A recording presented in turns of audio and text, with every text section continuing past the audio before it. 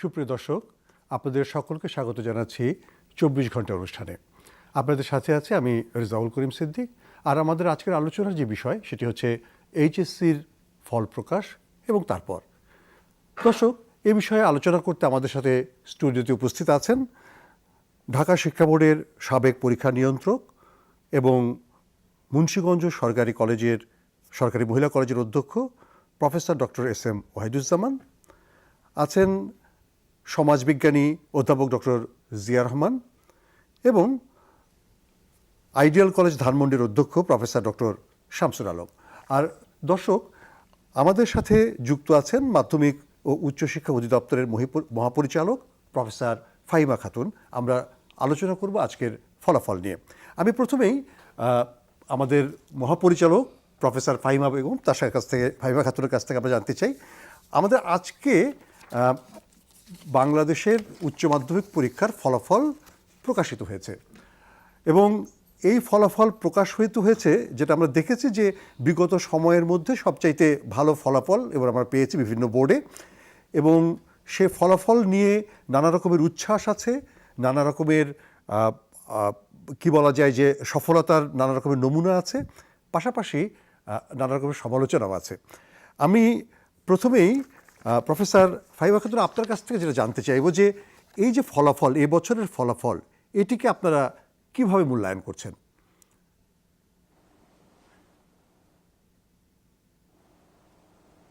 ধন্যবাদ আপনাকে এবং যমুনা টেলিভিশনকে। জি, আমাদের ফলাফল গতবারের তুলনায় এবার ভালো হয়েছে অবশ্যই, কিন্তু আমরা যদি 2012 রেজাল্ট দেখি তাহলে 2012 রেজাল্টও কিন্তু অনেকটা এটির কাছাকাছি ছিল।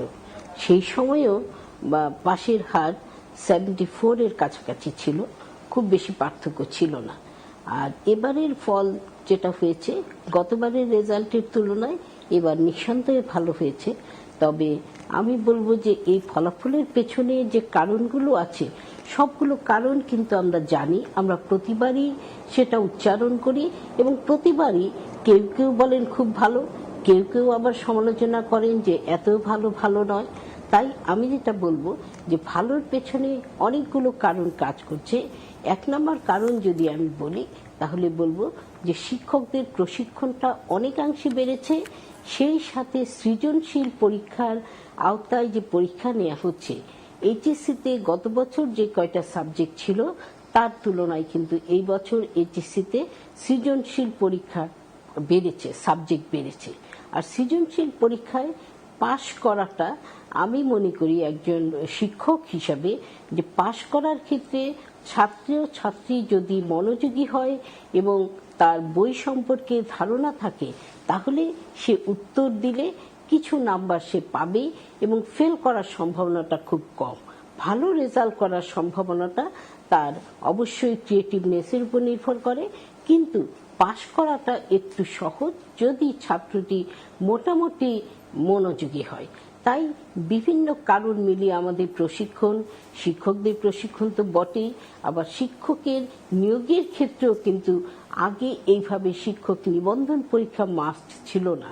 এখন কিন্তু শিক্ষক নিবন্ধন পরীক্ষার মাধ্যমে শিক্ষক নির্বাচিত হলেই তাকে আমরা শিক্ষক হিসাবে নিচ্ছি, বিএড ডিগ্রিটা অবধারিত করেছি ইত্যাদি বিভিন্ন কারণে। এবং সর্বোপরি আমি যেটা মনে করি যে গার্জিয়ানদের অতিরিক্ত সচেতনতা, সেই কারণেও কিন্তু এখন পাশের হারটা বেড়েছে। গ্রামেগঞ্জে যেমন গার্জিয়ানরা আগের তুলনায় অনেক বেশি সচেতন হয়েছে, আর শহুরে গার্জিয়ানদের ক্ষেত্রে যতটা সচেতন এবং যতটা সজাগ এখনকার মা বাবা বাচ্চাদের ভালো রেজাল্টের জন্য, আগে কিন্তু তেমন ছিল না। আমাদের সময় দেখেছি, আমরা পড়াশোনা করেছি, আপনার কাছ থেকে একটু দৃষ্টি আকর্ষণ করছি, তাকায়নি।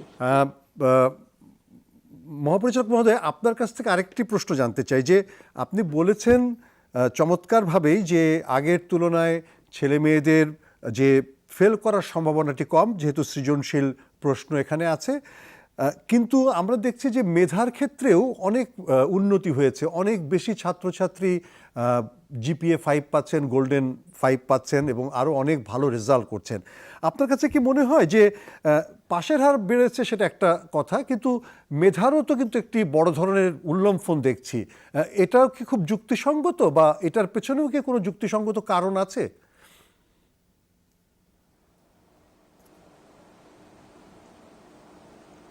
ধন্যবাদ আপনাকে।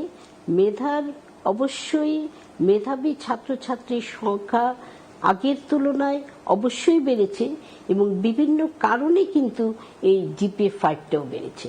আমি প্রথমে যেটা বলেছি যে শিক্ষক প্রশিক্ষণ দেয়া হয়েছে, আরেকটি কারণ যে আগে যে সমস্ত স্কুল কলেজ খারাপ রেজাল্ট করত সেই দিকে হয়তো কর্তৃপক্ষের খুব একটা নজর থাকতো না, কিন্তু আমরা যেটা করি, আমরা বিগত কয়েক বছর যাবৎ যে চেষ্টাটি হচ্ছে যে স্কুল বা কলেজগুলো খারাপ করছে তার এই খারাপের কারণ অনুসন্ধান করা হয় এবং তার ম্যাক্সিমাম ক্ষেত্রে কারণ হিসেবে দেখা যায় যে বিজ্ঞানের শিক্ষক, ইংরেজির শিক্ষকের অভাব রয়েছে, যার জন্য ছেলে মেয়ে খারাপ করছে।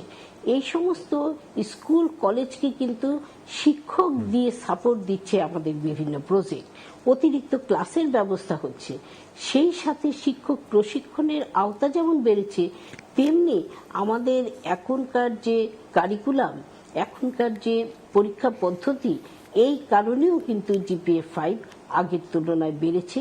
আর জিপিএ 5টা বেশি পায় বিজ্ঞানের ছাত্রছাত্রীরা। বিজ্ঞানের ক্ষেত্রে এবার পাশের হার খুব ভালো এবং বিজ্ঞানের ছাত্রছাত্রী কিন্তু জিপিএ 5 পেয়েছে। আপনারা দেখবেন যে হিউম্যানিটিসের জিপিএ 5 কম, ব্যবসায় শিক্ষায় ভালো জিপিএ 5 পেয়েছে, আর সবচেয়ে বেশি পেয়েছে বিজ্ঞানের ছাত্রছাত্রী। আমরা তাই এই বিষয়টা আমি মনে করি যে অবশ্যই মেধাবী ছাত্রছাত্রী বেড়েছে।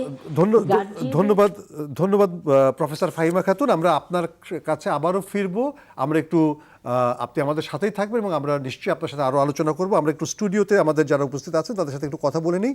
ডক্টর জিয়া রহমান, আপনার কাছ থেকে যেটা জানতে চাই যে আমরা মহাপরিচালক মহোদয়ের একটা মন্তব্য শুনছিলাম এবং উনি কতকগুলো যুক্তি দিচ্ছিলেন, আপনি আপনার তরফ থেকে, এবং ছেলেমেয়েরা দেখেন উচ্ছ্বাস করছে, প্রত্যেক অভিভাবকরা উচ্ছ্বাস করছে, ছাত্রছাত্রীরা উচ্ছ্বাস করছে এবং দেশে কিন্তু একটা উৎসবের পরিবেশও আছে।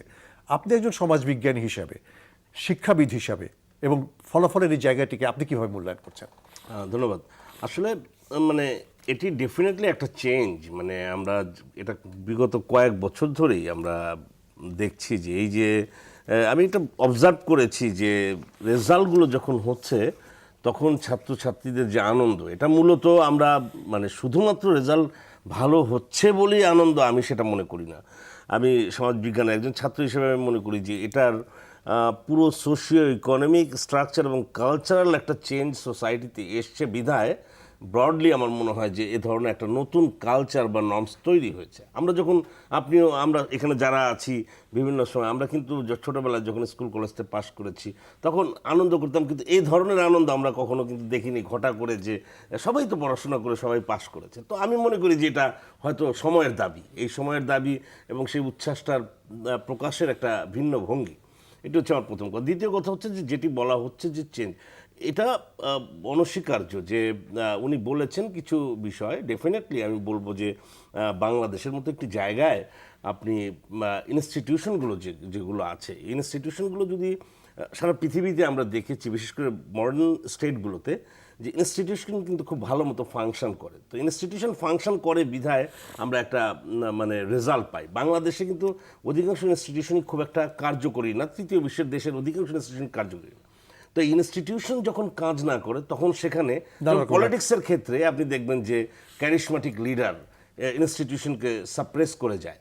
ঠিক একইভাবে আমাদের এখানে যদি আপনি দেখবেন যে যেই মন্ত্রণালয়গুলো, কথার কথা বলছি, মিনিস্টাররা রিলেটিভলি লিডারশিপ অত্যন্ত ভালো বা চৌকস, সেখানে কিন্তু আপনি দেখবেন যে আজকাল আমরা যোগাযোগ মন্ত্রীরা আমরা দেখছি যেভাবে উনি যে পরিশ্রমটা করছেন, এখানে যত ক্রিটিসিজম থাকুক, আমি বারবার বলছি যে ট্রায়াল এন্ড এররের মধ্যে অন্তত মানুষের কাছে যাচ্ছেন উনি এবং ইনফরমেশন পাচ্ছেন, তার একটা জাজল্যমান আমরা একটা প্রমাণ দেখেছি এবার যে ঈদে আমরা রিলেটিভলি আমি বলবো যে অনেক ভালো একটা ঠিক একইভাবে দেখেন এই এই এই মন্ত্রণালয়ের দায়িত্বে যিনি আছেন তার কিন্তু একটা সুনাম আছে এবং তিনি কঠোর পরিশ্রম করেন, তিনি সৎ, এই ধরনের একটা।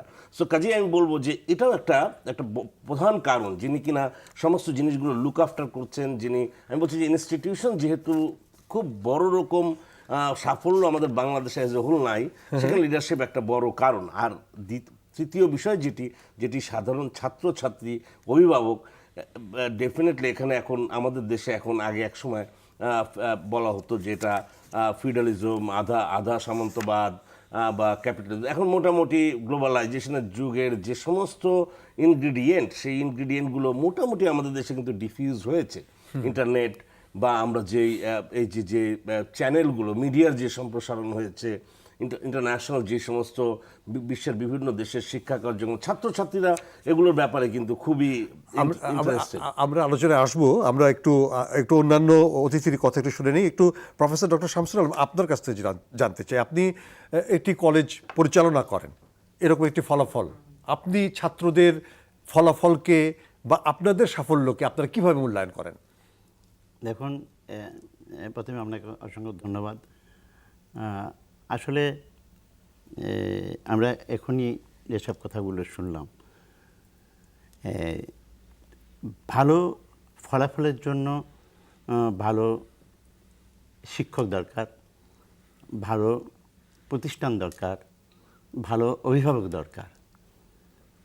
তো এই ফলাফলগুলো আগে যেভাবে প্রকাশ হতো, যেভাবে আমরা সেখানে অনেক কিছুর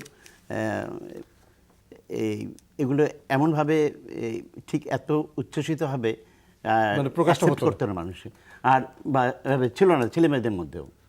আমাদের এই শিক্ষা প্রতিষ্ঠানে এমন অবস্থা হলো যে সেই মনে হয় 9টা থেকে শুরু হয়েছে, মানে এখনো চলছে আর কি।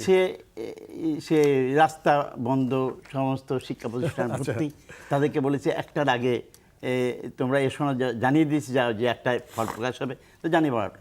সে তাদের কি উচ্ছ্বাস। আর একটা জিনিস লক্ষ্য করলাম, এইটা এবছরে আরও গার্জেনরা সব মিষ্টি নিয়ে নিয়ে হাজির। এটা ছিল না আগে কখনো। না, কিন্তু অভিভাবকরা কিন্তু আগেও ছিল না শিক্ষা প্রতিষ্ঠানে। আমি আমাদের এখানে এরকম ধরনের। আচ্ছা, কিন্তু আমরা আপনার কাছ থেকে যেটা জানতে চাই যে মানে একটু থামিয়ে দিয়েই, যে আপনারা কি মনে করছেন যে এবছর যে ফলাফলটা আমরা দেখতে পাচ্ছি ছাত্রছাত্রীদের, বোর্ডের বা আপনার প্রতিষ্ঠানের, আপনারা খুব সন্তুষ্ট চিত্তে এই ফলাফলকে গ্রহণ করছেন? অবশ্যই, মানে অবশ্যই আপনারা মনেই করছেন যে এখানে একটা ইতিবাচক পরিবর্তন? হ্যাঁ, ইতিবাচক সারা জেগেছে। যে একটু আগে আমরা মহাপরিচালক মহোদয়ের কথা শুনেছি, জি শুনলাম। এটা আমরা একটু পন্থাগুলো অবলম্বন করার ফলেই এই যে ক্রিয়েটিভ সিস্টেম বা এগুলোর মাধ্যমে এখন ছেলেমেয়েরা তাদেরকে শ্রেণীকক্ষে যেতে হচ্ছে। আর এখন কোচিং সিস্টেমটা অনেকটা বিমুখ হয়ে যাচ্ছে। থ্রোলি বই পড়াশোনা করছে। আগে ওই যে নোট বা ওই সমস্ত ছিল, এখন তাদের মধ্যে পড়াশোনার একটা অনুপ্রেরণা এসে গেছে। আমরা আপনার কাছে ফেরত আসবো, লেখাপড়ার একটা আপনার কাছে আমরা ফেরত আসবো। আমরা একটু সাবেক পরীক্ষা নিয়ন্ত্রক, যিনি পরীক্ষা ব্যবস্থাপনার সাথে জড়িত ছিলেন, আপনি একটু আমাদেরকে বলবেন কিনা, প্রফেসর ডক্টর এস.এম. ওয়াহিদুজ্জামান, যে এই যে পরীক্ষা ব্যবস্থাপনা আপনারা করলেন এবং পরীক্ষার ফলাফলটি প্রকাশিত হলো, কারণ পরীক্ষার ব্যবস্থাপনার থেকে শুরু করে ফলাফল প্রকাশ পর্যন্ত কিন্তু একটি প্রক্রিয়া, এই প্রক্রিয়ার ভিতরে নানা রকমের উত্থান পতন থাকে। আপনি কি মনে করেন যে গ্রহণ প্রক্রিয়া, পরিচালন প্রক্রিয়া এবং ফলাফল ঘোষণ প্রক্রিয়া, এই সবটার ভিতরে আপনারা খুব সন্তুষ্ট চিত্তে কাজটি করতে পেরেছেন? আপনার কাছে কি মনে হয়? হ্যাঁ, সন্তুষ্ট চিত্তেই করেছি, কিন্তু কিছু প্রতিবন্ধকতা এসেছে। সে প্রতিবন্ধকতা অতিক্রম করার চেষ্টাও করেছি, নানাভাবেই হয়েছে। কিন্তু তারপরে আমার মনে হয় যে আমরা সার্বিকভাবে প্রতিবন্ধকতা অতিক্রমই করেছি। এমনি কি এরকম বলা যাবে যে এই প্রতিবন্ধকতাগুলোকে দূর করার মতো বা অতিক্রম করার মতো সক্ষমতা আমাদের মানে ছিল এবং সেগুলো আমরা সফলভাবে করতে পেরেছি? যেখানে যেখানে ব্যর্থতা ছিল সেগুলো চিন্তা করে পরবর্তীতে আরও পদক্ষেপ নেওয়া হচ্ছে এবং ভবিষ্যতে যাতে এরকম না ঘটে। আমরা আপনার এই বিষয়টি নিয়ে আলোচনায় ফেরত আসবো একটি বিরতির পর। দর্শক মণ্ডলী, আমরা বিরতিতে চলে যাচ্ছি, আমাদের সঙ্গেই থাকুন এবং ফিরে আসবো আমরা যে আলোচনা চলছিল সেই আলোচনায়।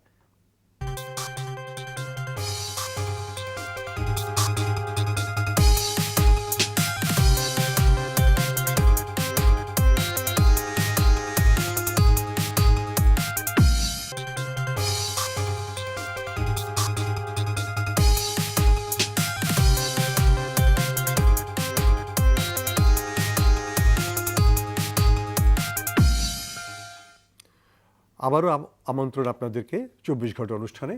দর্শক, আমরা আজকে আলোচনা করছি এইচএসসি পরীক্ষার ফলাফল এবং অতঃপর আমরা কথা বলছিলাম যে আমাদের যে ফলাফলটি প্রকাশিত হয়েছে সে ফলাফলের বিভিন্ন বিষয় নিয়ে, এবং আমাদের সাথে বিরতির আগ মুহূর্তে ছিলেন প্রফেসর এস.এম. ওয়াহিদুজ্জামান।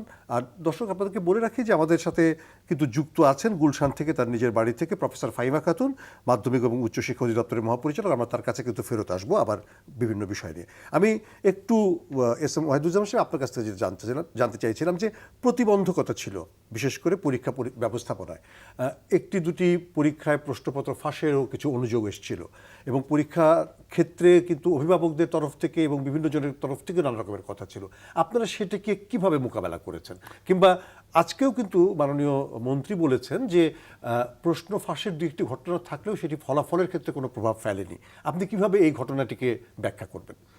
একটা পরীক্ষা পরিচালনার ক্ষেত্রে প্রশ্ন প্রণয়ন থেকে বিতরণ পর্যন্ত অনেকগুলো ধাপ আছে। জি। ফলে এর যে কোনো একটি ধাপ থেকে যদি কোনো লিকেজ হয় তাহলে সেটার একটি প্রভাব পড়বেই, পরীক্ষার উপরে তার একটি প্রভাব পড়বে। তবে এবছর যেটি হয়েছে সেটি হলো যে আমরাই কিন্তু প্রথমে বলেছি যে একটি প্রশ্ন ফাঁস হয়েছে এবং তার পরীক্ষা পিছিয়েও দেওয়া হয়েছে। অন্যান্যগুলা যখন ফাঁসের গুজব উঠেছে সে সম্পর্কে যতটা সম্ভব রেমেডি নেওয়া হয়েছে।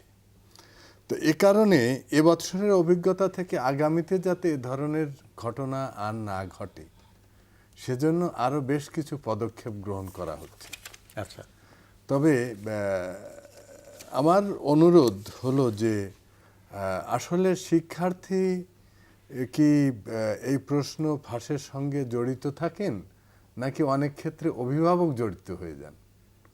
বা যদি আমরা এভাবে বলি যে পরীক্ষা পরিচালনার সাথে যদি কারা থাকেন তারাও কেউ জড়িত কিনা, যদি হন তাহলে এটা অবশ্যই অনভিপ্রেত। আচ্ছা। এবং সেখানে একজন কোমলমতি শিক্ষার্থীর কাছে কিন্তু 5-10 হাজার টাকা হয়তো থাকা সম্ভব না, কিন্তু দেখা যায় যে 5-10 হাজার টাকা দিয়ে প্রশ্ন সংগ্রহ করা হচ্ছে, সে হোক ভুয়া প্রশ্ন বা নকল প্রশ্ন, ফেসবুকে যোগাযোগ করা হচ্ছে, ফটোকপির দোকানে ঘুরে বেড়ানো হচ্ছে। তো এগুলো আমার মনে হয় যে আমাদের নৈতিক কিছুটা অবক্ষয়, আমাদের এদিক দিয়ে বোধহয় চিন্তা করা উচিত। আমরা একটা জিনিস আমরা আবারও আপনার কাছে আসবো। আমরা একটু মহাপরিচালক মহোদয়ের কাছ থেকে একটু শুনে আসি। ফাহিমা খাতুন, আপনার কাছ থেকে যেটি আমরা জানতে চাই সেটি হচ্ছে যে আমরা প্রশ্ন ফাঁসের কিছু ঘটনা শুনেছি, সেগুলোকে মোকাবেলা করার মতো কিছু পদক্ষেপও গ্রহণ করা হয়েছে সেটাও আমরা জানি, এবং সামনে যাতে পরীক্ষার প্রশ্ন ফাঁস না হয় এবং যাতে সুস্থভাবে পরীক্ষা নেওয়া যায় সেটার ক্ষেত্রে সরকার পদক্ষেপও গ্রহণ করছেন। আসলেই কি আমাদের সেই সক্ষমতা তৈরি হচ্ছে যাতে আমরা আগামী দিনে কোনো রকমের বিতর্ক ছাড়াই একটি স্বচ্ছ পরীক্ষা নিতে পারি এবং আমরা সত্যিকার অর্থেই মেধার মূল্যায়ন করে এরকম একটি সুন্দর ফলাফল উপহার দিতে পারি? আপনি যদি আমাদেরকে একটু বলেন।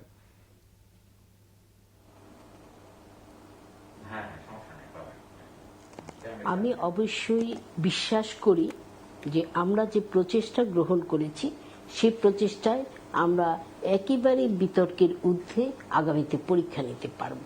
আমি ছোট্ট করে একটু বলি যে এই সরকারের বিগত 2009 থেকে এই পর্যন্ত কিন্তু কোনো পরীক্ষার প্রশ্নপত্র ফাঁস হয়নি। এইবার যে প্রশ্নটা উঠেছে সেই প্রশ্নটা আমরা কিন্তু স্বীকার করে নিয়েছি। স্বীকার করে নিয়েই ইংরেজি পরীক্ষাটি কিন্তু সরকারই বন্ধ করে দিয়েছে, কর্তৃপক্ষই পরীক্ষাটা স্টপ রেখে আবার নতুন করে প্রশ্ন করে পরবর্তীতে পরীক্ষা নেওয়া হয়েছে। তেমনিভাবে আপনারা টেরও পাননি যে কেমিস্ট্রি, গণিত এরকম বেশ কিছু সাবজেক্টে কিন্তু পরীক্ষার দুদিন আগে প্রশ্নপত্র, যে দুটি প্রশ্নপত্র ছাপা হয়েছিল সম্পূর্ণভাবে তা বাদ দিয়ে নতুন প্রশ্নপত্র ছেপে পরীক্ষা নেওয়া হয়েছে।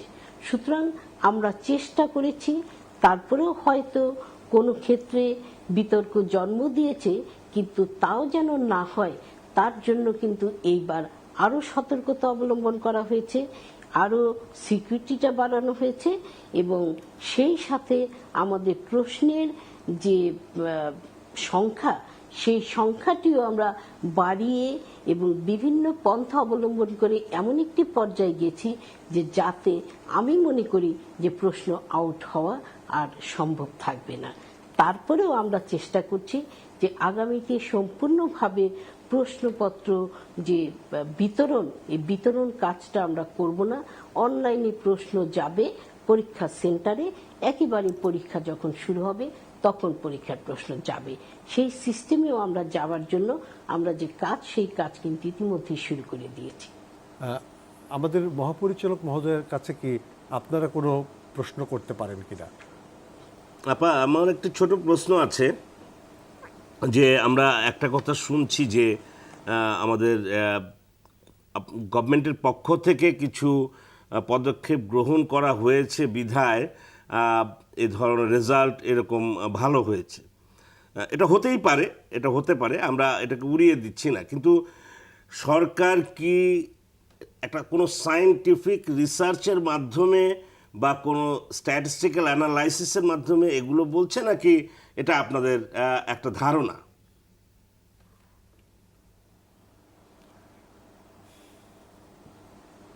আপনি যে বিষয়টা বললেন, আপনি একটা ধারণা থেকে বিষয়টা বলছেন যে সরকার বিভিন্নভাবে রেজাল্ট ভালোর চেষ্টা করছে।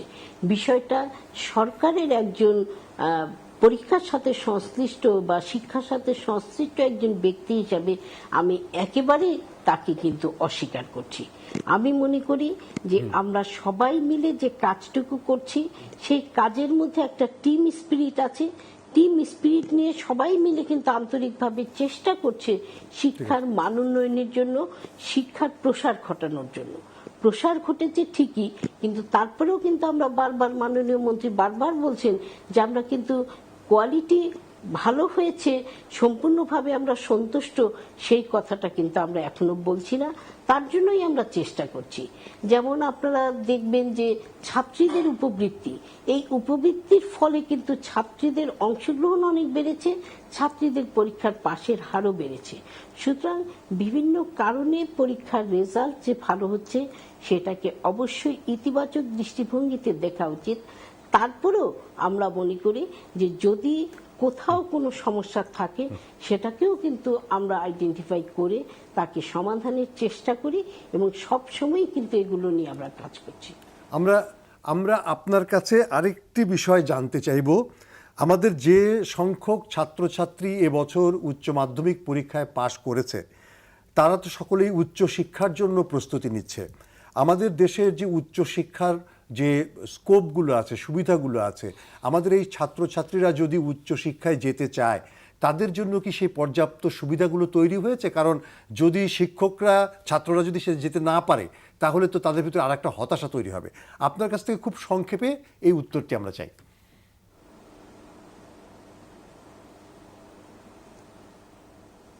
ধন্যবাদ। আমি একটা বিষয় বলি যে সবার জন্য শিক্ষা সেটা নিশ্চিত করার দায়িত্ব রাষ্ট্রের, কিন্তু উচ্চশিক্ষা কিন্তু যোগ্যতার ভিত্তিতেই উচ্চশিক্ষার জন্য যার যাওয়ার, যিনি যোগ্য, অধিকতর যোগ্য, তিনি উচ্চশিক্ষার ভালো প্রতিষ্ঠানটিতে যেতে পারবেন। আমরা কিন্তু সবাই মিলেই কিন্তু ক্যামব্রিজে ভর্তি হওয়ার সুযোগ চাইলেও আমরা ক্যামব্রিজ ইউনিভার্সিটিতে ভর্তি হতে পারবো না। সুতরাং ঢাকা ইউনিভার্সিটি, বুয়েট ইত্যাদিতে যোগ্য যিনি, তিনি টিকবেন, তিনিই যাবেন। আর যিনি কম মেধা সম্পন্ন তিনি হয়তো অন্য আরেকটি প্রতিষ্ঠানে ভর্তি হবেন। তবে আমাদের সব মিলিয়ে উচ্চশিক্ষার ক্ষেত্রে যদি অনার্সটা ধরেই আমরা বলি, তাহলে অনার্সের জাতীয় বিশ্ববিদ্যালয়ের কলেজগুলো মিলিয়ে যে আসন এবং যে সংখ্যক ছাত্রছাত্রী পাশ করেছে তারা সকলেই ভর্তি হওয়ার মতো আসন কিন্তু আমাদের 1800টি কলেজ, সরকারি বেসরকারি কলেজ এবং পাবলিক বিশ্ববিদ্যালয়, বেসরকারি বিশ্ববিদ্যালয় মিলিয়ে যে আসন, সেই আসন কিন্তু পর্যাপ্ত আছে। কিন্তু তারপরেও আসন পর্যাপ্ত থাকলেও সেখানে একটি কম্পিটিটিভ পরীক্ষা দিয়ে যেতে হবে। সেই পরীক্ষা বা কম্পিটিটিভ পরীক্ষা বা জিপিএর রেজাল্ট যা দিয়েই বলেন তাতেই কিন্তু মেধাবী সম্পন্নরাই ভর্তি হওয়ার সুযোগ পাবে, সবাই উচ্চশিক্ষায় ভর্তি হওয়ার সুযোগ পাবে বলে আমি মনে করি না। পৃথিবীর কোথাও তেমনটি হওয়ার কোনো সুযোগ নেই। আপনাকে অসংখ্য ধন্যবাদ আমাদের সাথে যুক্ত থাকার জন্য, এবং আপনি আমাদেরকে অনেক চমৎকার মূল্যবান তথ্য দিয়েছেন, এবং আমরা আপনার যে আজকের যে পরীক্ষার ফলাফল এসছে তার জন্য ছাত্রদের যেমন অভিনন্দন জানাই, আপনাকেও অভিনন্দন জানাচ্ছি এবং ধন্যবাদ জানিয়ে আপনার সাথে আমাদের আজকের পর্ব শেষ করছি। দর্শক মণ্ডলী, আমরা একটা বিরতিতে যাব। বিরতির থেকে আমরা ঘুরে এসে আবারও আলোচনা করব আমাদের স্টুডিওতে যে সমস্ত অতিথি আছে তাদের সাথে। আমাদের সঙ্গেই থাকুন।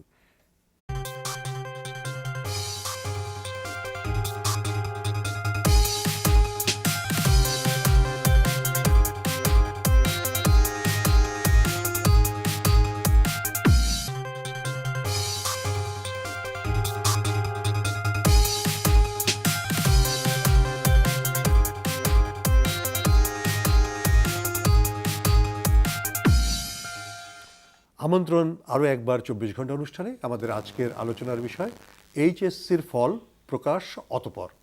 আমরা কথা বলছিলাম যে বিষয়টি নিয়ে, আমরা ফাহিমা খাতুনের কথা শুনেছি এবং আমাদের নিজেদের যে আলোচনাগুলো সেখানে এসছি। ফলাফলের মান নিয়ে কিছু কথা আছে। আমি যে আপনার কাছ থেকে যেটা জানতে চাইব যে সমাজবিজ্ঞানের দৃষ্টিভঙ্গি থেকে ফলাফলের অন্তর্নিহিত কোনো গুণাবলী, বৈশিষ্ট্য বা মানে নেতিবাচক বা ইতিবাচক বৈশিষ্ট্য আপনি বলবেন কিনা খুব সংক্ষেপে? না, ঠিক আছে। আমি যেটা লক্ষ্য করলাম পরীক্ষার রেজাল্টের পরে, সেটি হচ্ছে একটি হচ্ছে যেমন আগেকার দিনে আমরা দেখেছি যে সরকারি কলেজগুলোর একটা বড় আধিপত্য ছিল, যেটা আমি শুরু করেছিলাম বলতে। এবং ভালো ভালো সরকারি কলেজ দেখেন, আজকে কিন্তু যে প্রধান 10টি কলেজ আছে তার মধ্যে আমরা কোনো সরকারি কলেজকে দেখছি না।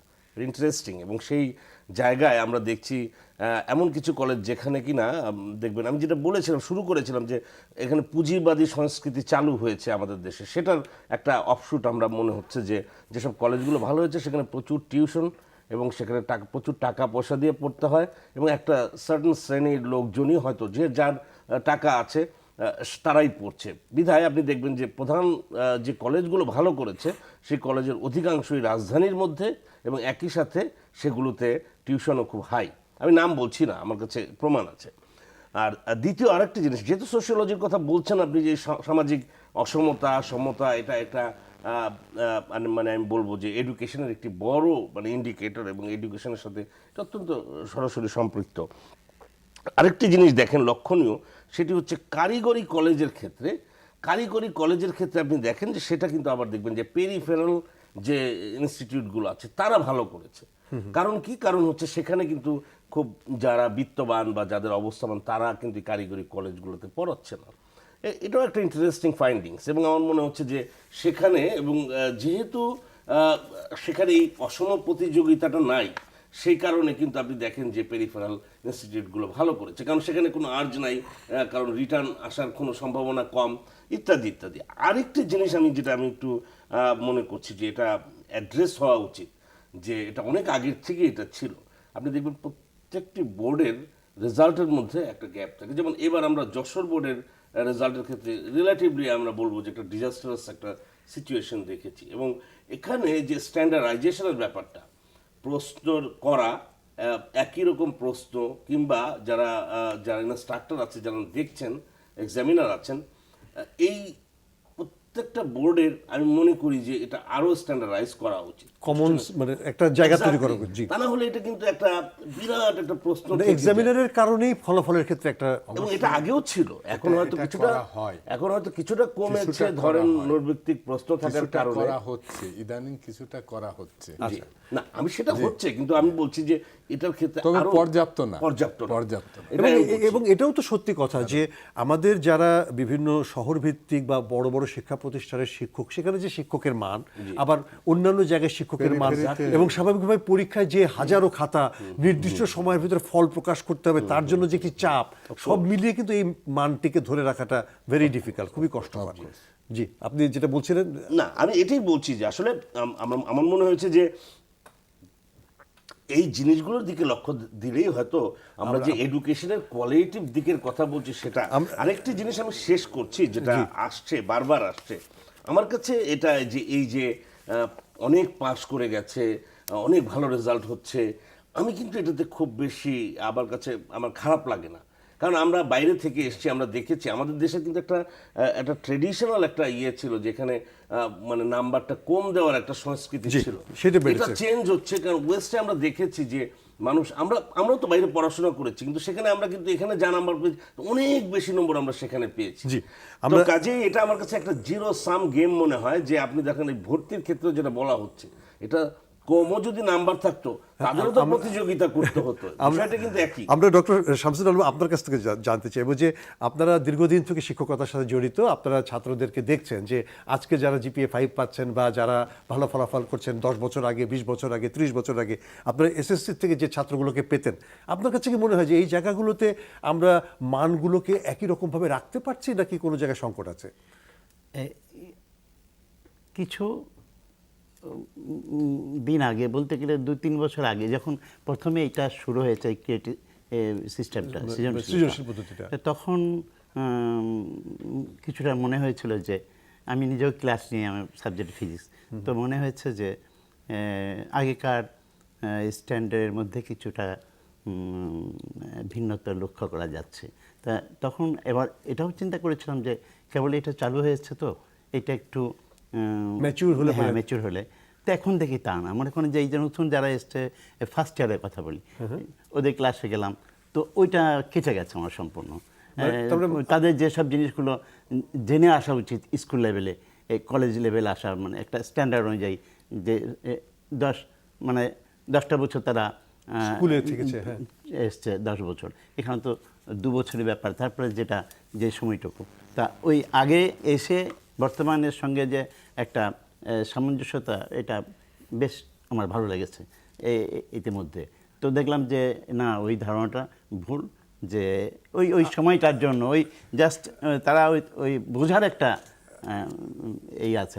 আর এখন যেটা হয়েছে সেটা বলি আপনাকে, এখন এ সত্ত্বেও উনি যেটা বললেন, এটা মানে অনেক ক্ষেত্রে এটা একমত। আবার অভিভাবকরাও খুব সজাগ এখন। আচ্ছা, আমরা এই অভিভাবকের শিক্ষকরাও, আমরা অভিভাবকের বিষয় এবং শিক্ষকদের সিরিয়াসনেস, বিশেষ করে ঢাকা শহরে যেসব শিক্ষা প্রতিষ্ঠানগুলো, যে সরকারি ছাড়াও যেগুলো প্রাইভেট, আমরা এই বিষয়গুলো নিয়ে আলোচনা করব। আপনার ইনস্টিটিউশনের মধ্যে একটা প্রতিযোগিতামূলক, হ্যাঁ, আমরা এই বিষয়টা নিয়ে আলোচনা করব পরবর্তী পর্বে। আমরা এর আগে একটু ওয়াহিদুজ্জামান সাহেব আপনার কাছ থেকে যেটা জানতে চাইছি, সেটা হচ্ছে যে একটি কথা যেটি আমাদের প্রফেসর জিয়া বলেছেন, যে সকল পর্যায়ের শিক্ষকের সক্ষমতার মানটি একরকমভাবে তৈরি হচ্ছে না, এবং যে কারণে কিছু সংকট আছে। আপনি যেহেতু শিক্ষা প্রশাসনের সাথে জড়িত এবং সরকারি কলেজের অধ্যক্ষ, আপনি কি মনে করছেন না যে এই জায়গাটিতে আমাদের আরো অনেক বেশি মনোযোগ দেওয়া দরকার? কারণ শিক্ষক যদি ঠিক মতো তৈরি না হয়, ছাত্রদের কাছ থেকে তো আমরা ভালো জিনিস পাবো না। অবশ্যই মনোযোগ দেওয়া দরকার। আর অনেক ক্ষেত্রে আমাদের শিক্ষক স্বল্পতা, জি, যেমন ধরেন একটা বিষয়ের শিক্ষকই নেই, তাহলে এই বাচ্চাটা 2 বছর কি করবে, কোথায় পড়বে, কিভাবে পড়বে? আবার কোথাও কোথাও দেখা যায় উদ্বৃত্ত শিক্ষক আছে, বিশেষ করে ঢাকা, জি, কিন্তু মফস্বলে শিক্ষক স্বল্পতা, এটা খুব বড় একটা অন্তরায়। আবার দ্বিতীয়ত হলো যে প্রশিক্ষণপ্রাপ্ত শিক্ষক আছে কিন্তু প্রশিক্ষণপ্রাপ্ত নেই। তারপরে হলো অবকাঠামোগত সুযোগ সুবিধা, ল্যাবরেটরির সুযোগ সুবিধা, তারপরে ক্রিয়েটিভ কোশ্চেনের যে এই ধরনের সুযোগ সুবিধা, এই বিষয়গুলো আরো বেশি বেশি করে ছাত্রদের কাছে সরবরাহ করা দরকার, এবং যাতে আমরা এই ছাত্রদেরকেও সরবরাহ করা দরকার এবং শিক্ষকদেরও সেই সক্ষমতার জায়গাটিকে আরো কাজ করা দরকার, তাহলে তাদের কাছ থেকে আমরা চাইতে পারবো। জি, আমি দিতেই পারলাম না, ইনপুটই দিতে পারছি না, তাহলে আমরা কি করে পাবো? তাহলে আউটপুট পাবো। আমরা ফিরে আসবো আলোচনায়। আমরা একটি ছোট্ট বিরতিতে যাচ্ছি। দর্শক মণ্ডলী, আমাদের সাথেই থাকুন। আমরা আলোচনা করছিলাম এই উচ্চ মাধ্যমিক পরীক্ষার যে ফলাফলটি হলো সেটিকে নিয়ে। আমাদের সাথে থাকুন এবং আমরা ফিরে আসবো পরবর্তী আলোচনায়।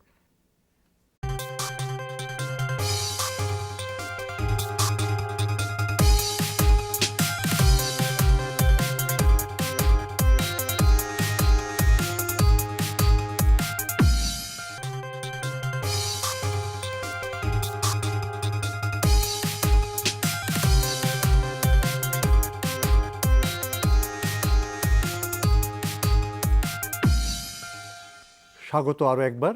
আজকের আলোচনার যে বিষয় সেটি হচ্ছে এইচএসসির ফলপ্রকাশ অতঃপর। দর্শক মণ্ডলী, আমাদের ফেসবুকের মাধ্যমে অনেকেই তাদের মতামত দিয়েছেন, আমরা দু একটি মতামত আপনাদের সামনে তুলে ধরছি। একজন লিখেছেন, দিন দিন আমাদের শিক্ষার হার বাড়ছে ঠিকই, কিন্তু নীতি নৈতিকতার জায়গাটুকু আদৌ তৈরি হয়নি। ধারাবাহিকভাবে শিক্ষার মান ও ফলাফল বাড়বে, এটাই স্বাভাবিক। দিন যত যাচ্ছে ততই নীতি নৈতিকতার চরম অবক্ষয় দেখা যাচ্ছে। এই বিষয়টি নিয়ে তিনি তার মতামত দিয়েছেন। হোসেন বাবলু লিখেছেন, কতজন মেধাবী ছাত্রছাত্রীর আত্মপ্রকাশ ঘটেছে, যে হারে প্রশ্নপত্র ফাঁস হয়েছিল। অর্থাৎ সেখানে একটু অনুযোগ আছেই মানে আমাদের দর্শকদের মধ্যে। ইহা ফলাফল নহে, মানহীন বেসরকারি বিশ্ববিদ্যালয়ে ছাত্র সংস্থান প্রকল্প, মানে এটি একজন বলেছেন, সেটা তাদের মতামত তারা বলতেই পারেন।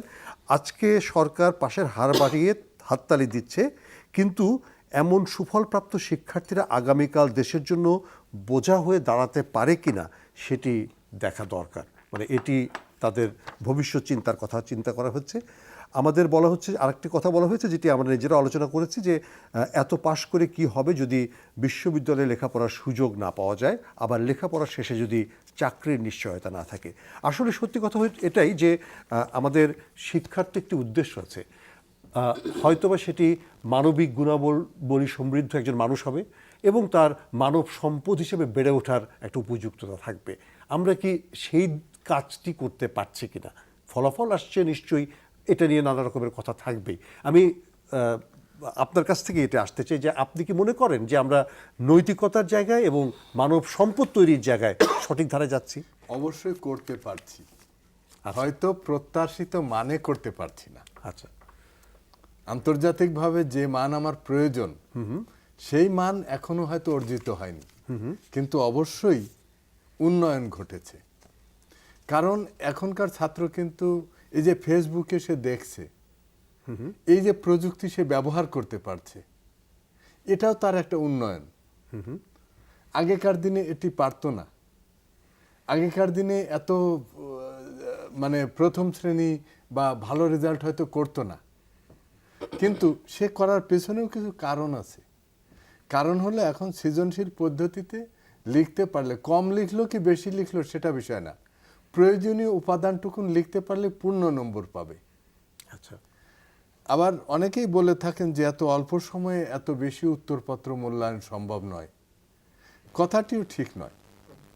কারণ হলো অতীতেও এসএসসি এবং এইচএসসি পরীক্ষার উত্তরপত্র মূল্যায়নের জন্য 15 দিন সময় দেওয়া হতো, এখনো সেটি দেওয়া হয়। কিন্তু যিনি মূল্যায়নকারী তার কি সেই মূল্যায়ন ক্ষমতা, সেই দক্ষতা বা সেই সময় দেওয়ার সময় তার আছে কিনা, এটা ওই শিক্ষকের নীতি নৈতিকতার বিষয়। সেই জায়গাটায় একটা বড়, এবং ওইখানে আমার মনে হয় যে পরিবর্তন আনা দরকার, মোটিভেশন দরকার। তাহলে আমরা কি এটা বলতে পারবো না? কিন্তু এটা তো সত্যি কথা যে শিক্ষকদের নীতি নৈতিকতার জায়গাটি যেমন আছে, একটা ছাত্রের ভিতরেও সেই নীতিবোধগুলো আসলে জাগ্রত করতে হচ্ছে হবে কিনা সেটা তো সিলেবাসের বিষয় না, সেটা তো আরো অন্যান্য আচরণগত শিক্ষার বিষয়। আমরা একটু মানে কথা বলি প্রফেসর শামসুল আলম আপনার কাছ থেকে, যে আমাদের ছাত্রদের নৈতিকতার মান, মানে আপনারা তো কলেজ লেভেলে পড়াচ্ছেন, ছাত্রদেরকে দেখছেন, এই নীতি নৈতিকতার জায়গাটাই কি তারা অর্জন করতে পারছে বা শিক্ষকরা সেটা শেখাতে পারছে? আপনার কাছে কি মনে হয়? আমি আজকের একটা ঘটনা বলি, বাস্তব ঘটনা। একটি ছেলেকে আমরা ডিটেক্ট করে তার নানাবিধ দোষের জন্য তাকে আমরা কলেজ থেকে বহিষ্কার করতে চেয়েছিলাম। তা আমার কাছে যখন নিয়ে এসেছিলেন ভাইস প্রিন্সিপাল সাহেব, তো বলেছিলাম যে এইটা যদি মনে করেন আমার ছেলে, আপনার দায়িত্ব দিলাম। সেই ছেলেটি উনি নিজে তাকে সেইভাবে কখনো তার বাড়িতেও চলে গেছে। মানে এই যে আমরা জানি না এগুলো। আজকে এই যে হই হুল্লোড়ের মাঝে হঠাৎ একটি ছেলেকে দেখছি খুব কান্নাকাটি করতে করতে আসতে, যে কোনো শিক্ষক পাচ্ছে জড়িয়ে ধরছে। ভাইস প্রিন্সিপাল নিয়ে এসে আমার কাছে নিয়ে এসছে, আমাকে জড়িয়ে ধরে আমি ব্যাপারটা বোঝার আগে তো ছেলেটাকে দেখে চিনতে পেরেছি যে সে খুব ভালো মতো পাস করেছে, যাক 4 পয়েন্ট সামথিং নিয়ে পাস করেছে সে, যাকে আমরা বের করে দিতে যাচ্ছিলাম, সেরকম একটা আজকের ঘটনা এটা। তো আসলে এরা একটা পাবলিক সনদ নিয়ে যারা যখন কলেজে আসে তাদের মধ্যে নিশ্চয়ই ওইটুকু থাকে। তাদেরকে ঠিকমতো যদি আমরা Guide দিতে গাইড পারি। দিতে পারি, তাহলে তাদের কাছ থেকে পাবো সব কিছু। দেখুন, এই যে একটু কথা যা আসছিল, রেজাল্ট মান ঠিক মতো যাচাই বাছাই করেই রেজাল্টটা হয়েছে। ঢাকা বোর্ডে যেখানে 84, আমাদের সমাজবিজ্ঞানী মহোদয় বললেন যে যশোর বোর্ডে 60%, তো ওখানেও কিন্তু তারা মান যাচাই বাছাই করেই রেজাল্ট দিয়েছে যেখানে পাওয়ার। তার মানে আপনি এটা বলতে চাচ্ছেন যে ঢাকাতে যেহেতু একটু গুণসম্পন্ন মানসম্পন্ন ছেলেপেলেরা বেশি পড়াশোনা এবং করে, এখানে পাশে এবং রাখতে এবং এই শিক্ষক শিক্ষকের quality, জি। কোথাও আমি ছোট করে দেখছি না, না, এটা আমি শিক্ষকের পুরোপুরি কোয়ালিটি। একমত না, কারণ আপনি এবার ঢাকা বোর্ডে কিন্তু হয়েছে, প্রত্যেকবারই ঢাকা বোর্ডে কিন্তু শিক্ষার পাশের হার এত বেশি। এর আগে রাজশাহী বোর্ডেও অনেক সময় পাশে না, রাখতে না, বেশি ঠিক থেকে আছে, থাকে। এক এক বোর্ড এক এক সময় এই বেশি বছরের পাস করে। জন্য বললাম এটা, জি। ঠিক আছে, ওটা আমি তো আগেই বলেছি কাউকে তো হয়তো কিছু তবে এখানে আরেকটি কথা আছে, সেটা হলো যে এই যে পাস কম করলো বা বেশি করলো, এগুলা নিয়েও কিন্তু পরবর্তীতে গবেষণার দরকার আছে। আচ্ছা, আরো কেন এরকম হ্যাঁ, হলো? এটা ঠিক আছে, এটা ইনস্ট্যান্স করা থেকে পেলে যেটা শিক্ষা জন্য ভালো হবে, জাতির জন্য ভালো হবে, সেই উপগ্রহগুলো নিয়ে সেগুলো আমাদের খুঁটিনাটির দিক থেকে সেগুলোর উপরে রিসার্চ হওয়া দরকার, সেইগুলোর উপরে আরো তথ্যপত্র জোগাড় করে সেগুলোকে আগে বিশ্লেষণ করে যেমন- এগুলো আবার জানিয়ে দেওয়া দরকার। আগে যেমন গণিত এবং ইংরেজিতে বেশি ফেল করতো, জি জি, তারপরে ইংরেজিতে এবং গণিতে বেশি শিক্ষক দেওয়া হয়েছে, প্রশিক্ষণ দেওয়া হয়েছে, 2 শিফটে ক্লাস নেওয়া হয়েছে, ফলে এখন গণিত এবং ইংরেজিতে পাশের হার বেড়ে গেছে। আচ্ছা, আমরা একটু প্রফেসর জি আপনার কাছ থেকে যেটা জানতে চাইবো যে আমার কাছে যে আপাত দৃষ্টিতে একটা জিনিস মনে হয় যে আমরা সৃজনশীল একটা পরীক্ষা পদ্ধতিকে প্রবর্তন করেছি এবং আসলেই এটি মানে খুবই ভালো একটা পদ্ধতি, কিন্তু কোচিং নির্ভরতার থেকে ছাত্রদেরকে বের করে আনতে চেয়েছি, কিন্তু কোচিং সম্পূর্ণ বন্ধ করা যায়নি। ছাত্র শিক্ষকদের মনোজগৎটাও কিন্তু পরিবর্তন করা দরকার ছিল, যে কোচিং ছাড়া একটি সৃজনশীল পন্থায় পড়াশোনা করে কিন্তু আমরা ভালো ফলাফল করতে পারি। সেই জন্য কিন্তু নানা রকমের সন্দেহ অবিশ্বাসগুলো যে কাজ করছে, আসলে সিস্টেমগুলোর ক্ষেত্রে যে এক ধরনের না জানার ব্যাপারটা, আপনি মনে করেন কি যে আসলে আমাদের কোন জায়গাগুলোতে ফাইন টিউনিং করে গেলে এই জায়গাগুলোতে আমরা একটু ভালোভাবে এগোতে পারি? না, মানে আপনার এই প্রথমত সৃজনশীল যেই প্রশ্নগুলো দেওয়া হচ্ছে, ডেফিনেটলি আমি মনে করি এটি অত্যন্ত ভালো একটি উদ্যোগ। কারণ ক্রিয়েটিভিটি যদি না থাকে আপনার মধ্যে, আপনি মানে আমরা ছোটবেলায় আমাদের শিক্ষা ব্যবস্থার মধ্যেও কিন্তু অনেক গলদ ছিল। আমরা দেখেছি যেমন অমুক একটা লাইন দিয়ে এটাকে ব্যাখ্যা করো, ওইখান থেকে আমরা মুখস্থ পড়তাম। কুবের চরিত্র, কুবের চরিত্র, পদ্মা নদীর মাঝির এটা আলোচনা করো, মানে কবির চরিত্র আলোচনা করো, এরকম ছিল। কিন্তু এই জায়গাগুলো কিন্তু আমরা দাঁতখানের চাল মুসুরের ডাল এই যে আমরা পড়তাম, এটা হয়তো ভালো দিক আছে, পুরোটা আমি বলবো না খারাপ দিক, কিন্তু এই সৃজনশীল প্রশ্ন ডেফিনেটলি আমার মনে হয় সবাই এটা প্রশংসিত হয়েছে, সবাই প্রশংসা করেছে। সোশিওলজিতে আমাদের একটা বিখ্যাত একটা কনসেপ্ট আছে, সি রাইট মিলস বলে একজন বিখ্যাত সমাজবিজ্ঞানী দিয়েছেন, সোশিওলজিক্যাল ইমাজিনেশন। এবং আচ্ছা, সোসাইটিকে বোঝার জন্য, সমাজকে বোঝার জন্য এই প্রত্যয়টা ব্যবহার করা হচ্ছে, একটা কম্প্রেহেন্সিভ ওয়েতে সমাজকে বোঝা। হ্যাঁ, একজন শুধুমাত্র একটা স্ট্রাকচার দিয়ে, একটা কাঠামো দিয়ে কিংবা ব্যক্তির ইন্টারাকশন দিয়ে না বুঝে সামগ্রিকভাবে বোঝা, এটাকেই তিনি ইমাজিনেশন বলেছেন। ইমাজিনেশনটা বিভিন্নভাবে ব্যাখ্যা করা যায়। আজকে আমরা প্রফেসর জাফর ইকবালের একটি কথা দেখেছি যে তিনি বলেছেন এক জায়গায় যে আমরা A+ পাওয়া ছেলে দেখি, আবার আমরা দেখি যে সে পরীক্ষা হয়তো ভর্তি পরীক্ষাও ভালো করছে, কিন্তু পরীক্ষা আমরা যখন ক্লাস শুরু করি তখন আমরা আবার তার মধ্যে কিছুই পাই না, খুঁজে পাই না। তা আমার মনে হয় যে এই যে ইমাজিনেশনের ব্যাপারটা, এটা নিয়ে যত আমাদের, উনি একটা কথা বলেছেন অত্যন্ত গুরুত্বপূর্ণ কথা, যে রিসার্চ, এটা সারা পৃথিবী পলিসি ফর্মুলেট করতে হলে আপনার রিসার্চের কোনো বিকল্প নেই। আমাদের এখানে যেই এডুকেশন মিনিস্ট্রি আছে, তারা যে কিছু ফান্ডিংও দেওয়ার ব্যবস্থা করেছে, ইদানিং আমরা দেখেছি তারা ফান্ডিং দিচ্ছে, বিভিন্ন রিসার্চ প্রপোজাল আহ্বান করছে, কিন্তু এই সমস্ত জায়গায় যদি তারা স্পেসিফিকভাবে এই সমস্ত এরিয়াগুলোতে আমাদের সোশ্যাল সায়েন্টিস্টরা যারা আছেন কিংবা আরও যারা আছেন তাদেরকে এঙ্গেজ করে, এবং এটা কিন্তু একটা মানে কন্টিনিউয়াস প্রসেসের মধ্যে রাখা হয়। আমি যদি আপনাকে এই জায়গায় একটু মানে বলি, আমরা খুব শেষ পর্যায়ে আসছি, কিন্তু এই কথাটি আপনার কাছ থেকে জানতে চাই যে পলিসি রিসার্চ যেমন করা দরকার, আমাদের মনোজগৎটা পরিবর্তনের জন্য কিন্তু একটা ক্যাম্পেইন দরকার, যে ক্যাম্পেইনটা হয়নি। আমার কাছে মনে হয়েছে যে আমাদের অভিভাবকদের যেভাবে মানসিক প্রস্তুত হওয়ার দরকার ছিল, যে কারণে অভিভাবকরা নিজেরাই প্রশ্নপত্র ফাঁসের প্রক্রিয়ায় যুক্ত হয়ে গেছে। তা আমার কাছে মনে হয়েছে যে এই জায়গাটি আমাদের একটা বড় ধরনের একটা মিসিং ফ্যাক্টর আছে। এবং এটা আমার কাছে মনে হয়েছে, যেমন আমি আবারও বলছি সমাজ বিজ্ঞানের ছাত্র হিসেবে, যেটা আমার কাছে মনে হচ্ছে যে একটা ডামাডোল, একটা অস্থির অবস্থা, কারণ একটা ট্রানজিশনাল ফেসের মধ্যে যাচ্ছি। আপনি যদি সমাজের স্টেজ বলেন, তাহলে আমরা বলবো যে আমরা একটা পুঁজিবাদী সংস্কৃতির দিকে ধাবিত হচ্ছে বিধায় আমাদের মধ্যে এই যে একটা কালচারাল ল্যাগ হচ্ছে, এই কালচারাল ল্যাগের কারণে আপনি এই যে কম্পিটিশন বা অস্থিরতা এগুলো বেড়ে যাচ্ছে বিধায় আমরা দেখতে পাচ্ছি যে এই সমস্ত জিনিস ঘটছে। ডেফিনেটলি এগুলো হয়তো ট্রায়াল অ্যান্ড এররের মধ্য দিয়ে, এবং আমরা যে এই যে মিডিয়াতে এগুলো নিয়ে আলোচনা করছি, এভাবেই অ্যাওয়ারনেস করবে এবং প্রিন্ট মিডিয়া প্রত্যেকের, আমার মনে হয় সমস্ত আমাদের একেবারেই শেষ সময়। আপনাদেরকে অসংখ্য ধন্যবাদ আমাদের সাথে থাকার জন্য। যদিও আজকে আমরা ফলাফল নিয়ে কথা বলছিলাম এবং ভবিষ্যতে ছেলেমেয়েরা কীভাবে এগোতে পারে সেটা নিয়ে কথা বলছিলাম, কিন্তু অনেকগুলো নতুন কর্মক্ষেত্রের কথা আজকে আলোচিত হয়েছে। আপনাদেরকে অসংখ্য ধন্যবাদ জানাচ্ছি এবং দর্শক মণ্ডলী, আপনারা আমাদের সাথে ছিলেন আমাদের আজকের এই অনুষ্ঠানে। আপনাদের সকলকে ধন্যবাদ জানিয়ে শেষ করছি। আগামীকাল নতুন কোনো বিষয় নিয়ে নতুন কোনো অতিথির সাথে আপনাদের সাথে আবার দেখা হবে। সে পর্যন্ত ভালো থাকুন, যমুনা টেলিভিশনের সঙ্গেই থাকুন।